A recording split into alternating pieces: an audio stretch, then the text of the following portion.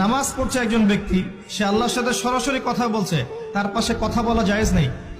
এমনকি নামাজরত ব্যক্তির পাশে কোরআন তেলাওয়াত করাও জায়েজ নেই। আমি কথা কি বুঝতে পারছেন? একজন ব্যক্তি নামাজে দাঁড়িয়েছে, আল্লাহর সাথে কথা বলছে, পাশে আপনি কোরআন তেলাওয়াত করতে পারবেন না জোরে জোরে। মনে মনে করতে হবে, করতে চাইলে মনে মনে করতে হবে।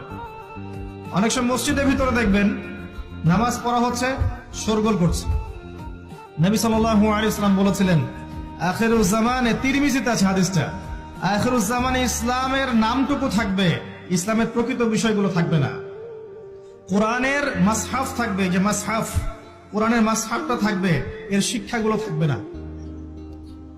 মসজিদগুলো হবে চাকচিক্যময়, কিন্তু মসজিদ হবে হেদায়েত শূন্য। আর চতুর্থ লাইনটা আরো ভয়ঙ্কর।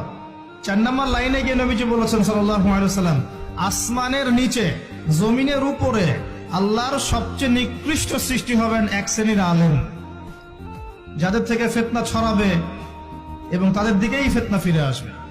তিরমিজির মধ্যে হাদিসটা আছে, যে কোন আলেমকে জিজ্ঞাসা করে এটা কোন শ্রেণীর আলেম, এটা বোঝার জন্য আপনার পিএইচডি করার দরকার নাই। যারা দিনকে দুনিয়ার বিনিময়ে বিক্রি করেছে তারাই সেই শ্রেণীর আলেম। যারা সত্য কথা বলতে ভয় পেয়েছে তারাই সেই শ্রেণীর আলেম। যারা সত্যকে মিথ্যার সাথে মিশ্রিত করেছে তারাই সেই শ্রেণীর আলেম। এবং যারা ইসলামের নামে উম্মাকে শতদা বিভক্ত করে দিয়েছে, এরাই সেই শ্রেণীর আলেম।